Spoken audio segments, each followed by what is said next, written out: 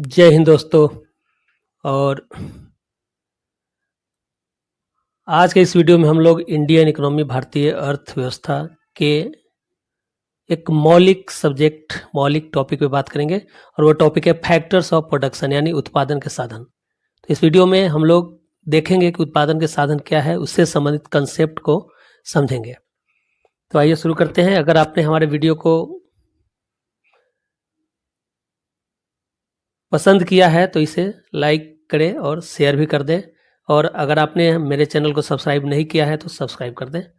आइए शुरू करते हैं। सबसे पहले देखते हैं कि जो मौलिक टर्म्स होते हैं, जब आप इकोनॉमिक्स पढ़ते हैं, भारतीय अर्थव्यवस्था पढ़ते हैं, तो जो मौलिक टर्म्स होते हैं उसके बारे में हम लोग सबसे पहले देखेंगे। सबसे पहले समझेंगे कि आर्थिक गतिविधियां या आर्थिक क्रियाएं क्या होती हैं, यानी इकोनॉमिक एक्टिविटीज होती है। मैंने सुविधा के लिए जो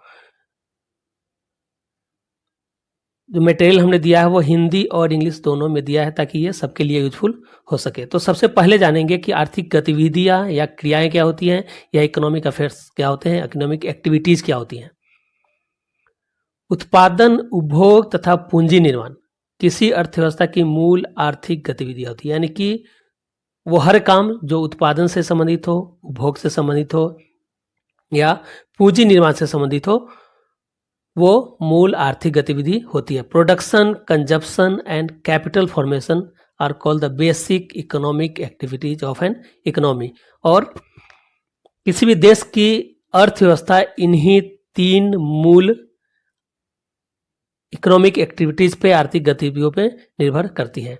आर्थिक गतिविधियां दुर्लभ संसाधनों का प्रयोग, वस्तुओं और सेवाओं का उत्पादन, वितरण और उपभोग से संबंधित है। आप देखेंगे कि जो आर्थिक गतिविधियां हैं उनमें मुख्य जो क्रियाएं होती है, मुख्य जो कार्य होता है, वह संबंधित होता है या तो दुर्लभ संसाधनों के प्रयोग से, जो प्राकृतिक संसाधन या और अन्य संसाधन उपलब्ध होते हैं उनके उपयोग या प्रयोग से संबंधित होता है, वस्तुओं और सेवाओं के उत्पादन से संबंधित होता है, या फिर इन संसाधनों के या वस्तुओं के या सेवाओं के जिनका उत्पादन किया गया है उनके वितरण से संबंधित है, या फिर उनके उपभोग से संबंधित है। तो आर्थिक गतिविधियां दुर्लभ संसाधनों के प्रयोग, वस्तु और सेवाओं के उत्पादन, वितरण और उपभोग से संबंधित होती हैं। Economic activities are related to the use of scarce resources, production, distribution and consumption of goods and services. अब आप देखेंगे कि ये जो सारी गतिविधियां होती हैं उनमें कहीं न कहीं लाभ या हानि का तत्व विद्यमान रहता है। द एलिमेंट ऑफ प्रॉफिट और loss is present in all these activities. या आप संसाधनों का प्रयोग कर रहे हैं, या उत्पादन कर रहे हैं, या वितरण कर रहे हैं, या उपभोग कर रहे हैं, इन सारी प्रक्रियाओं में, सारी कार्यकलापों में, एक्टिविटीज में कहीं ना कहीं प्रॉफिट या लॉस की भावना होती है। इसका तत्व विद्यमान रहता है, एलिमेंट प्रेजेंट रहता है। और अगली बात यह है कि जो भी आर्थिक गतिविधियां होती है यह मनुष्यों के आय सृजन में सहायक होती है। तो वो सारी गतिविधियां जो उत्पादन से संबंधित हो, उपभोग से संबंधित हो, पूंजी निर्माण से संबंधित हो, संसाधनों के प्रयोग से संबंधित हो, उनके वितरण से संबंधित हो, साथ ही उनमें लाभ हानि का तत्व विद्यमान हो और मनुष्यों के आय सृजन में ये गतिविधियां सहायक हो, इन सारी गतिविधियों को आर्थिक गतिविधियां, आर्थिक क्रियाएं या इकोनॉमिक एक्टिविटीज कहा जाता है। अब देखते हैं उत्पादन। उत्पादन या प्रोडक्शन से क्या तात्पर्य है, इसको हम समझेंगे। तो हमारी आवश्यकताओं की तुष्टि के उद्देश्य से वस्तुओं और सेवाओं का निर्माण किया जाता है। जितनी भी वस्तुओं का प्रोडक्शन होता है, सेवाएं निर्मित की जाती हैं, उन सब का उद्देश्य एक ही होता है कि मनुष्य की आवश्यकताओं का तुष्टिकरण किया जाए, उनके रिक्वायरमेंट्स को फुलफिल किया जाए, उनके नीड्स को सेटिस्फाई किया जाए। तो उत्पादन का एक ही उद्देश्य है, वह है कि आवश्यकताओं की पूर्ति की जाए। Goods and services are created with the aim of satisfying our needs. Our needs means people's need. वस्तुओं और सेवाओं के उत्पादन के लिए दुर्लभ संसाधनों, भूमि, श्रम, पूंजी, उद्यम इत्यादि का प्रयोग किया जाता है। जब वस्तुओं का उत्पादन किया जाता है तो उसके लिए बहुत सारी चीजें आवश्यक होती हैं और उनकी सहायता से ही उत्पादन संभव हो पाता है। तो वो जो वस्तुएं और सेवाएं हैं जिनका उत्पादन किया जाता है, उसके लिए जो आवश्यक संसाधन है उनमें से मुख्य रूप से हैं दुर्लभ संसाधन, भूमि, श्रम, पूंजी और उद्यम, ये सारे संसाधन, भूमि, श्रम, पूंजी और उद्यम, ये मिलकर ही वस्तुओं और सेवाओं का उत्पादन कर पाते हैं। Scarce resources, land, labour, capital, enterprise etcetera are used to produce goods and services, यानी कि इनके बिना वस्तुओं या सेवाओं का उत्पादन नहीं हो सकता है। तो यह है उत्पादन। अब समझेंगे कि उपभोग क्या होता है, कंजप्शन क्या होता है। व्यक्तिगत और सामूहिक आवश्यकताओं की तुष्टि के लिए वस्तुओं और सेवाओं का उपयोग ही उपभोग कहा जाता है। या तो आप अपने व्यक्तिगत आवश्यकताओं की पूर्ति के लिए किसी वस्तु का या किसी सेवा का उपयोग कर रहे हैं, या फिर सामूहिक आवश्यकताओं की पूर्ति के लिए वस्तुओं और सेवाओं का उपयोग कर रहे हैं। तो ये जो उपयोग है सेवाओं या वस्तुओं का, इसी को उपभोग या कंजप्शन कहा जाता है। तो consumption involves the use of goods and services to satisfy individual and collective needs. व्यक्ति या समूह या समाज की आवश्यकताओं की पूर्ति के लिए जब वस्तुओं और सेवाओं का उपयोग किया जाता है तो इसे ही हम कंजप्शन या उपभोग कहते हैं। अगला जो टर्म है वह है पूंजी निर्माण या कैपिटल फॉर्मेशन। तो भविष्य में उत्पादन क्षमता में, जब भी प्रोडक्शन का काम होता है किसी कंपनी में, किसी संस्था में, या सेवा का उत्पादन होता है, तो भविष्य में उत्पादन क्षमता में वृद्धि के लिए प्रत्येक वर्ष विद्यमान पूंजीगत स्टॉक जैसे मशीन, इमारत इत्यादि में वृद्धि करने के लिए वर्तमान उत्पादन में से कुछ भाग भविष्य के लिए बचा लिया जाता है। इस बचत को पूंजी निर्माण कहते हैं। यानी कि जो प्रोडक्शन का काम होता है और किसी संस्था को या फैक्ट्री को या ऑर्गेनाइजेशन को, इंटरप्राइज को जो पूंजी, जो संसाधन प्राप्त होते हैं उनमें से कुछ को वो बचा लेता है ताकि अपनी उत्पादन क्षमता को बढ़ा सके, और उस पूंजी को वो लगाएगा मशीनरी के लिए या इमारतों को बढ़ाने के लिए। ठीक है, और इसका यही एक ही उद्देश्य होता है कि इसके द्वारा, इस निवेश के द्वारा उत्पादन क्षमता को बढ़ाया जाए। तो यह जो पूंजी बचा ली जाती है उत्पादन में से और उसका उपयोग मशीनों के लिए या इमारतों के लिए किया जाता है, तो इसी पूंजी को, बचत को पूंजी निर्माण या कैपिटल फॉर्मेशन कहा जाता है। To increase the production capacity in future, some part of the present production is saved every year for the future to increase the existing capital stock like machines, buildings etcetera. This saving is called capital formation. यानी कि आपने जो प्राप्त किया है production के माध्यम से, उसमें से कुछ अंश, कुछ हिस्सा बचा लेते हैं इन्वेस्ट करने के लिए मशीनरी में या बिल्डिंग्स में, जिसके माध्यम से आप फ्यूचर में, भविष्य में प्रोडक्शन को बढ़ा सकेंगे, अपनी उत्पादन क्षमता को बढ़ा पाते हैं। तो यह जो पूंजी लगाई गई है, बचाई गई है, जिसका उपयोग मशीन और इमारतों के लिए किया जाएगा, इसी बचत को पूंजी निर्माण या कैपिटल फॉर्मेशन कहा जाता है। अर्थशास्त्र, इकोनॉमिक्स क्या है? तो इकोनॉमिक्स है the study of economic activities is called economics. आर्थिक गतिविधियों का अध्ययन अर्थशास्त्र कहलाता है, जिसमें आपने देख लिया है कि दुर्लभ संसाधन आ जाते हैं, उत्पादन आ जाता है, उपभोग आ जाता है, वितरण है, ये सारी चीजें इसके अंतर्गत है। तो आर्थिक गतिविधियों का अध्ययन ही अर्थशास्त्र कहा जाता है। The study of economic activities is called economics. अब इकोनॉमी क्या होता है, अर्थव्यवस्था क्या है? तो हमने देखा कि जो भी गतिविधियां हैं, जो आर्थिक गतिविधियां हैं, उसको अगर किसी एक क्षेत्र विशेष के लिए, भौगोलिक क्षेत्र के लिए निर्धारित कर दिया जाए तो उसे हम इकोनॉमी कहेंगे। चाहे वो गांव के रूप में भौगोलिक क्षेत्र हो, या जिला के रूप में हो, राज्य के रूप में हो, या कंट्री के रूप में हो। तो किसी क्षेत्र, देश या क्षेत्र विशेष की समस्त आर्थिक क्रियाओं या गतिविधियों का समुच्चय आर्थिक व्यवस्था कहलाता है। यानी किसी क्षेत्र विशेष में या किसी देश विशेष में जो भी इकोनॉमिक एक्टिविटीज हो रही हैं, उनके समुच्चय को हम अर्थव्यवस्था या इकोनॉमी कहेंगे। The set of all economic activities और activities of a particular country और रीजन इज कॉल्ड इकोनॉमी। यानी कि जो उत्पादन, जो आर्थिक गतिविधियां हो रही है, उसमें हम एक क्षेत्र को इंक्लूड कर देते हैं, यानी किसी क्षेत्र विशेष के लिए उसको मार्क कर देते हैं, तो वो इकोनॉमी हो जाता है।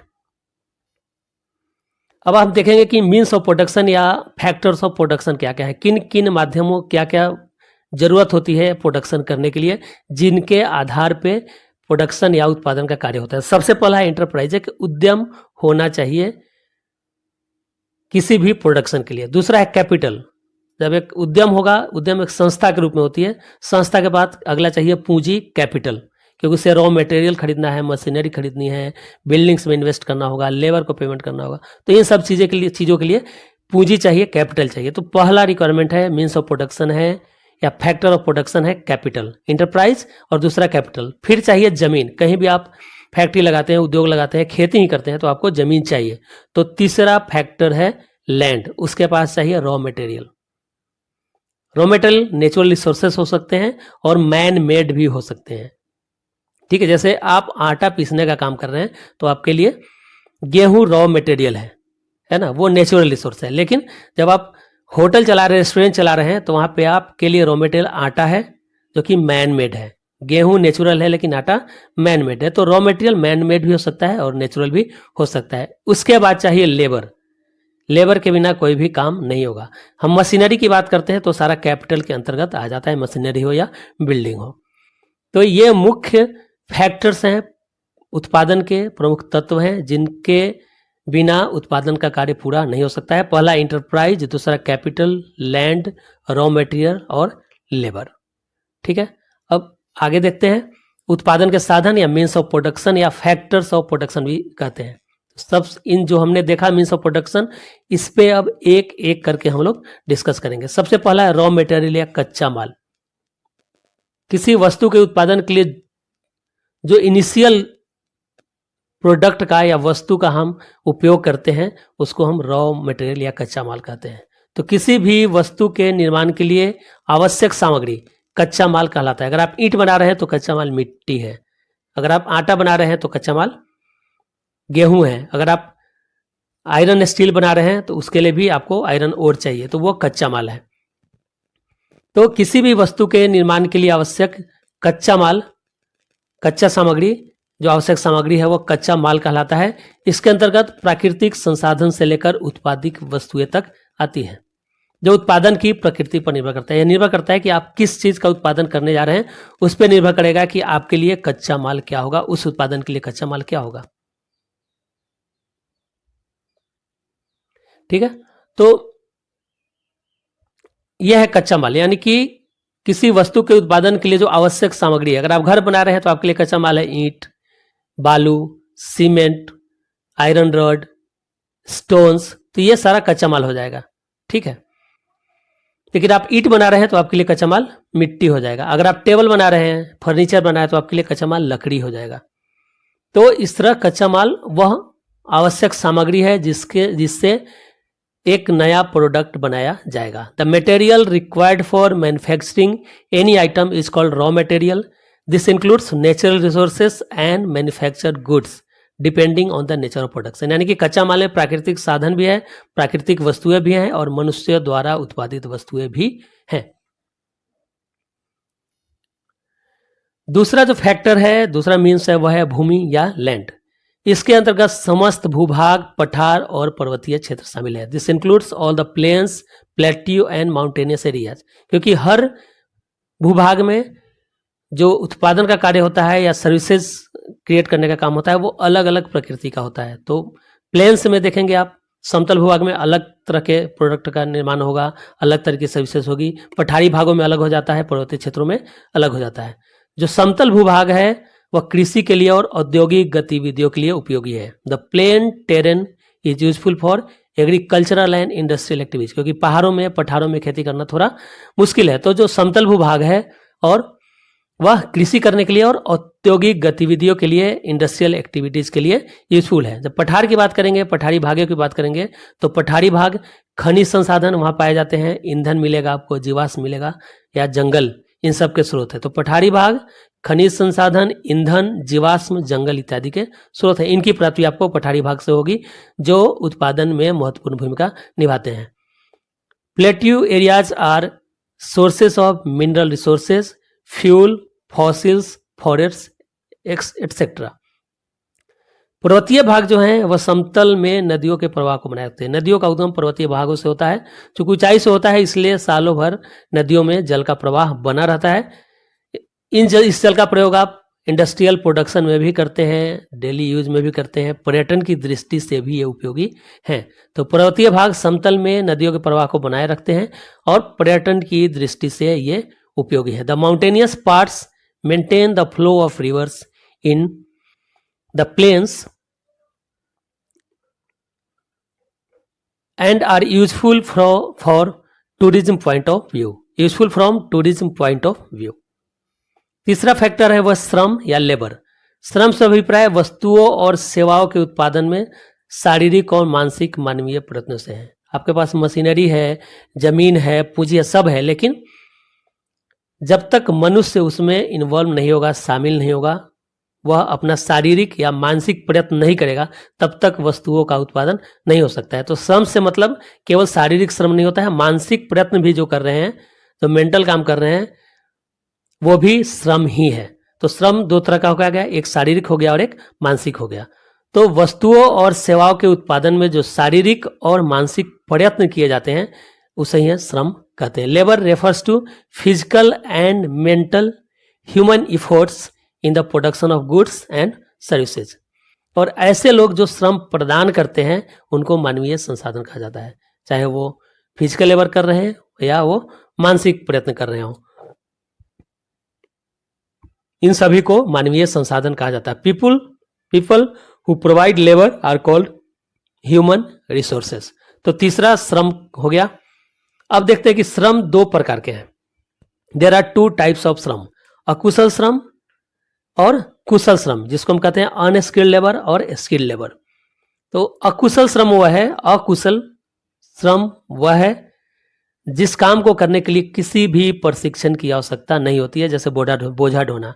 आप किसी व्यक्ति को कहिए, अगर वो शारीरिक रूप से सक्षम है तो वो बोझा उठा के चल देगा। किसी पत्थर को हटाना हो, मिट्टी काटना हो, है ना, सड़क का काम चल रहा है, वहां पे आपको मटेरियल पहुंचाना हो, तो ये इन सब कार्यों को करने के लिए किसी विशेष प्रशिक्षण की आवश्यकता नहीं होती। किसी व्यक्ति को आप बोलेंगे जो शारीरिक रूप से समर्थ है वह इन कार्यों को कर सकता है। तो ऐसे श्रम को अकुशल श्रम या अनस्किल्ड लेबर कहते हैं। Work that does not require any training is called unskilled labour.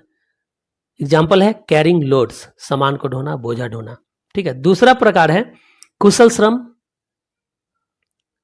तो कुशल श्रम उस प्रकार के कार्य है जिनको करने के लिए विशेष प्रशिक्षण की आवश्यकता होती है, यानी कि बिना ट्रेनिंग के आप उन कार्यों को नहीं कर सकते, जैसे डॉक्टर का कार्य, इंजीनियर का कार्य, है ना, इवन आप कुक का कार्य कहेंगे वो भी बिना ट्रेनिंग के नहीं कर सकते। आप नाई का काम, कोई भी काम जिसमें ट्रेनिंग की आवश्यकता होती है उसको हम कुशल श्रम या स्किल लेबर कहते हैं। Work that requires special training like doctor, engineers etcetera is called skilled labour. अब इन चीज़ों को समझना जरूरी है कि हमारे माइंड में कंसेप्शन पहले से रहता है, पहले से विचार चला होता है कि हम देखते हैं और डिसाइड कर लेते हैं कि ये कौन सा काम कुशल है या अकुशल है। तो इसको अलग करने का एक ही तरीका है, वह है ट्रेनिंग। ट्रेनिंग आप देखेंगे कि इंस्टीट्यूशनल भी हो सकता है और पारंपरिक रूप से भी होता है, ट्रेडिशनल भी हो सकता है। एक छोटा सा एग्जाम्पल देता हूँ। एक किसान जो हल चलाता है बैलों से अपने खेत में, आप जैसे देखेंगे, आपसे अगर पूछा जाएगा कि यह कौन सा श्रम है, कुशल या अकुशल, आपको बता रहा हूँ 90% लोग के दिमाग में सीधा जाएगा कि यह अकुशल श्रम है, यानी अनस्किल्ड लेबर है। क्योंकि आपको लग रहा है कि हल चलाना सिखाने के लिए कहीं कोई संस्था नहीं है, कहीं कोई सिखाता नहीं है। लेकिन आप देखेंगे ध्यान से तो आपको पता चलेगा कि वास्तव में हल चलाना सबके बस की बात नहीं है, उसमें भी ट्रेनिंग होता है और ट्रेडिशनल है। किसान अपने बच्चे को सिखाता है और उसको सीखने में टाइम लगता है। ऐसा नहीं कि आप सीधे हल पकड़ेंगे और बैल चल पड़ेगा और आप खेत जोत लेंगे। ठीक है। तो एक सूक्ष्म लाइन है। अगर ट्रेडिशनल चीजें हैं जहां पे ट्रेनिंग ट्रेडिशनल है, वहां पे एक सूक्ष्म लाइन होती है जिसको हम आभास नहीं करते हैं। तो इस चीज को समझने के लिए आप एक छोटा सा कार्य कर सकते हैं। आप एक टेबल बनाइए जिसमें एक तरफ लिखिए कार्य, दूसरी तरफ लिखिए अनस्किल्ड और स्किल्ड। आप आपके आसपास जितनी भी एक्टिविटीज हो रही हैं, जितने भी कार्य हो रहे हैं, उनको आप लिखिए कार्य में, और फिर आप उसको वॉच करिए, ऑब्जर्व करिए, और फिर आप देखिए कि वो स्किल्ड है कि अनस्किल्ड है। इस बात का ध्यान रखिएगा कि हो सकता है कि वह ट्रेनिंग ट्रेडिशनल हो, पारंपरिक रूप से हो, इंस्टीट्यूशनल हो, किसी संस्था द्वारा नहीं दी जा रही हो। अगर आप ये काम करते हैं तो आपकी समझ कुशल और अकुशल श्रम को लेकर स्पष्ट हो जाएगी और आप इस काम को जरूर करिए।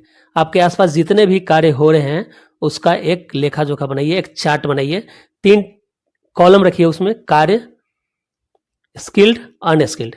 कार्य में नाम लिखिए कि आप किस एक्टिविटी को ऑब्जर्व कर रहे हैं और आप क्या पा रहे हैं, आपको लग रहा है कि ये स्किल्ड है या अनस्किल्ड है, तो वहां पे आप टिक मारिए। इससे आपके पास जो भी एक्टिविटीज हो रही है उसके बारे में आपकी समझ पुख्ता हो जाएगी कि यह अकुशल है या कुशल है, क्योंकि प्रथम दृष्टि में कई बार स्किल्ड काम भी, स्किल्ड लेबर भी हमें अनस्किल्ड लग जाता है, जैसे हमने हल्का कहा।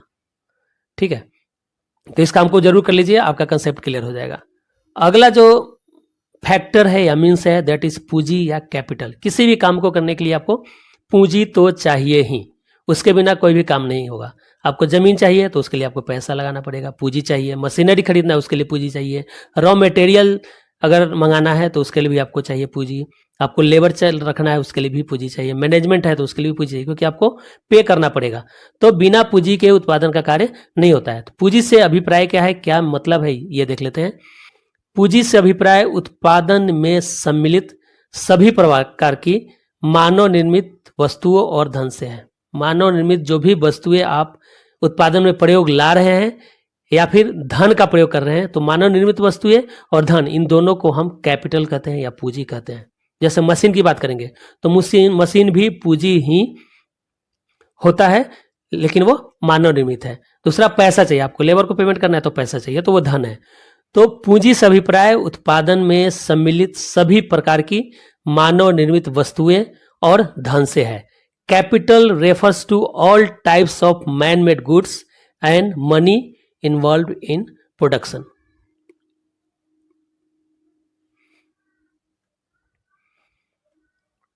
भूमि की बात करेंगे तो भूमि प्राकृतिक संसाधन है, जबकि पूंजी मानव निर्मित संसाधन। जो कैपिटल है, जो पूंजी है, जो धन की बात करते हैं, पैसे की बात करते हैं, वो मैन मेड है, ह्यूमन मेड है। ठीक है, मानव निर्मित है। Land is a natural resource while capital is a man made resource. जमीन क्या है, प्राकृतिक संसाधन है, और पूंजी मानव निर्मित है, मैन मेड है। पूंजी के अंतर्गत आप बात करेंगे तो मशीन, टूल्स, मशीन, औजार, भवन और मटेरियल पदार्थ, ये सभी पूंजी के अंतर्गत शामिल हो जाते हैं। Capital includes machines, tools, buildings, materials. ठीक है, एक फैक्ट्री के संरचना को आप देखेंगे तो वहां पे आपको बिल्डिंग्स मिलेगा, मशीन मिलेगा, टूल्स मिलेगा और बहुत सारे मटेरियल्स आपको मिलेंगे। तो ये सारे पूंजी के अंतर्गत, कैपिटल के अंतर्गत आ जाते हैं। पूंजी का प्रयोग उत्पादन के अन्य साधनों जैसे भूमि और श्रम की कार्य क्षमता में वृद्धि करने के लिए किया जाता है। ठीक है, पूंजी का प्रयोग किस लिए किया जाता है? 2 कार्यों के लिए पूंजी का प्रयोग किया जाता है, 2 उद्देश्य से। पहला है कि जो भूमि है या उत्पादन के अन्य साधन है उनकी कार्य क्षमता में वृद्धि करना है, और दूसरा श्रम की कार्य क्षमता में वृद्धि करना है। तो कार्य क्षमता में वृद्धि पूंजी का पहला उद्देश्य होता है। अगर आप नई मशीनरीज खरीद रहे हैं तो जो श्रम की कार्य क्षमता है वो बढ़ जाती है।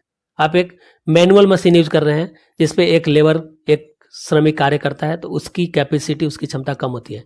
आप सेमी ऑटोमेटिक ले लीजिए, उस वहां पे भी एक लेबर चाहिए, लेकिन वहां पे प्रोडक्शन का जो गति है, जो क्षमता है, वो अधिक हो जाएगी। आप ऑटोमेटिक मशीन लगा लीजिए, वहां भी एक लेबर चाहिए देखने के लिए उस मशीन को, लेकिन उसकी स्पीड अधिक होगी, कार्य क्षमता अधिक होगी। तो इन सब कार्यों के लिए आपको पूंजी चाहिए।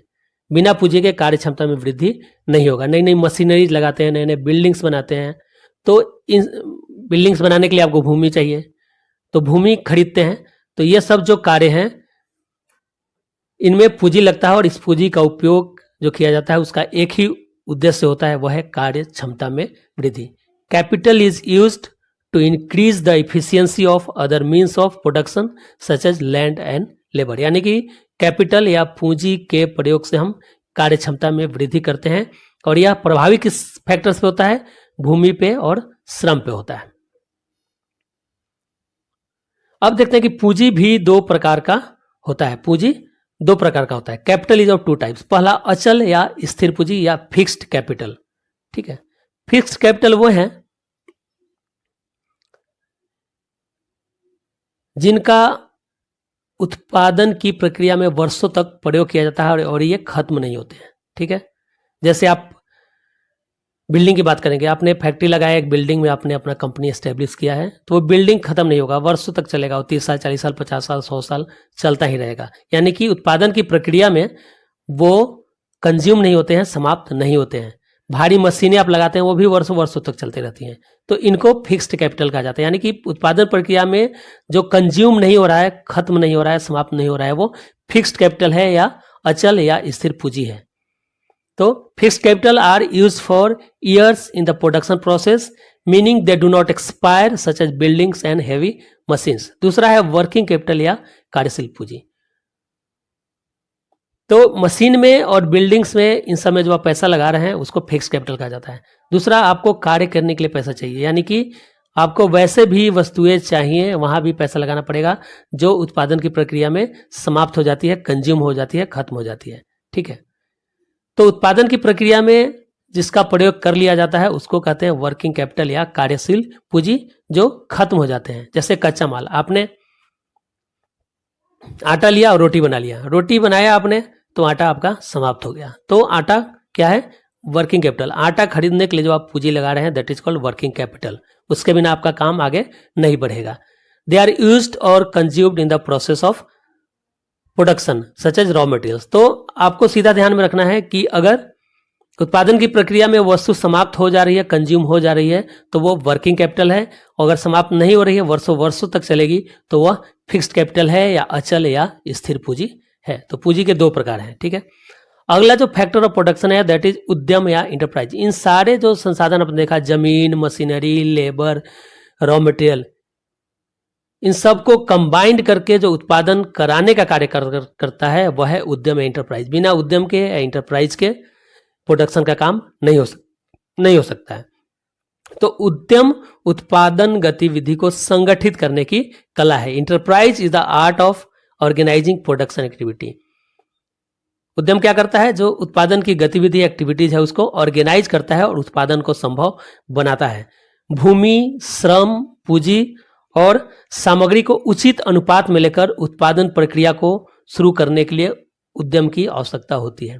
किस वस्तु का प्रोडक्शन होगा, कैसे होगा, कौन कौन से रॉ मटेरियल किस अनुपात में लिए जाएंगे, कौन सी मशीनरी आएगी, कितना जमीन चाहिए, कितना पूंजी चाहिए, सब कौन डिसाइड करता है।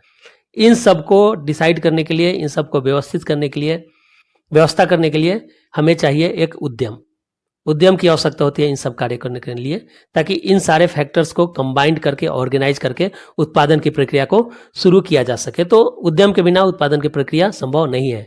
An enterprise is required to start the production process by acquiring land, labour, capital and materials in appropriate proportion. वह व्यक्ति जो उत्पादन प्रक्रिया के बारे में निर्णय लेता है, उस पर नियंत्रण रखता है तथा उत्पादन प्रक्रिया में निहित जोखिम और अनिश्चितताओं का वहन करता है, उद्यमी कहलाता है। उत्पादन की प्रक्रिया हो रही है, उसमें एक व्यक्ति ऐसा होता है जो सारे निर्णय लेता है, उत्पादन की गतिविधियों पे नियंत्रण रखता है। ठीक है, उत्पादन प्रक्रिया में जो रिस्क है, जो जोखिम है, जो अनिश्चितताएं हैं, वो सारे उसके ऊपर जाती है, उनका वो वहन भी करता है, वह व्यक्ति उद्यमी कहलाता है।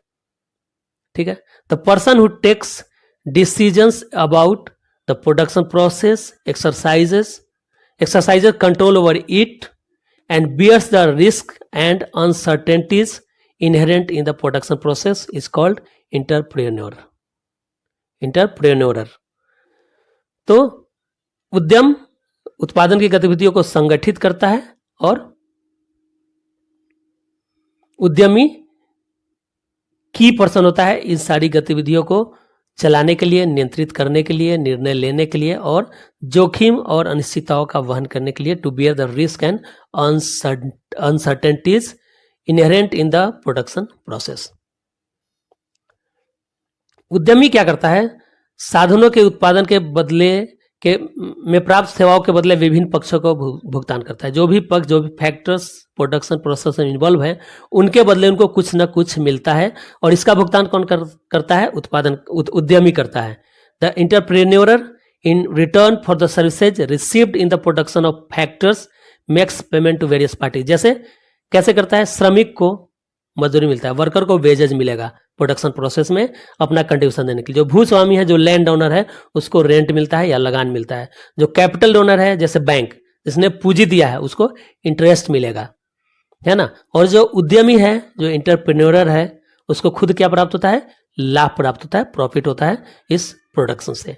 तो प्रोडक्शन में जितने भी फैक्टर्स हैं, जितने भी मीन्स हैं, जितने भी पार्टिसिपेंट्स हैं, उनको उनके पार्टिसिपेशन के लिए, कंट्रीब्यूशन के लिए उसके बदले कंपनसेशन मिलता है। श्रमिक के लिए मजदूरी के रूप में होता है, वर्कर के लिए वेज के रूप में, भूस्वामी या लैंड ओनर के लिए लगान या रेंट के रूप में होता है। जो कैपिटल ओनर है, चाहे वो कोई व्यक्तिगत हो, कोई संस्था हो, जैसे बैंक हो, तो उसको उसके बदले इंटरेस्ट या ब्याज मिलता है। और जो उद्यमी है, उसको खुद उस प्रोडक्शन प्रोसेस से प्रॉफिट की प्राप्ति होती है, लाभ की प्राप्ति होती है। और चूंकि यह भुगतान जो मजदूरी, लगान, ब्याज और लाभ के रूप में होता है, इन साधनों को उत्पादन में उनकी सेवाओं के बदले प्राप्त होता है, और इसलिए इसको साधन आय कहा जाता है। यानी कि साधनों को प्रोडक्शन प्रोसेस से जो आय प्राप्त हो रहा है, उसको कहते हैं साधन आय। आगे जब हम पढ़ेंगे तो देखते हैं कि साधन आय पर जीडीपी, है ना, यानी कि जो भी कंट्रीब्यूटर्स हैं प्रोडक्शन प्रोसेस में, उनको पेमेंट करने के बाद कितनी जीडीपी हो रही है, तो वो साधन आय है। तो साधन आय का मतलब है कि प्रोडक्शन प्रोसेस में जो भी साधन भाग ले रहे हैं, उनकी सेवाओं के बदले उनको जो भुगतान किया जा रहा है, उसे ही साधन आय कहा जाता है। Since this payments like wages, rent, interest and profits are received by the factors for their services in production, it is called factor income. तो ये था पूरा फैक्टर्स ऑफ प्रोडक्शन या उत्पादन के साधन। अगले वीडियो में हम लोग डिस्कस करेंगे सेक्टर्स ऑफ इकोनॉमी, अर्थव्यवस्था के जो विभिन्न क्षेत्र हैं, डिफरेंट सेक्टर्स हैं, और इन सेक्टर्स को किन आधार पे बनाया जाता है, निर्धारित किया जाता है या बांटा गया है, उन आधारों के बारे में हम लोग भी चर्चा करेंगे। तो नेक्स्ट वीडियो देखना न भूलें, फिर अगला वीडियो जल्द ही आएगा। अगर आपने हमारे चैनल को सब्सक्राइब नहीं किया है तो सब्सक्राइब कर लें और बेल बटन जरूर दबाएं, ताकि अगला वीडियो का नोटिफिकेशन आपको मिल जाए। होप कि आपको यह वीडियो अच्छा लगा होगा। अच्छा लगा तो कमेंट करके हमारा प्रोत्साहन जरूर करिए। फिर से मिलते हैं अगले वीडियो में। Thanks for watching. जय हिंद, जय भारत।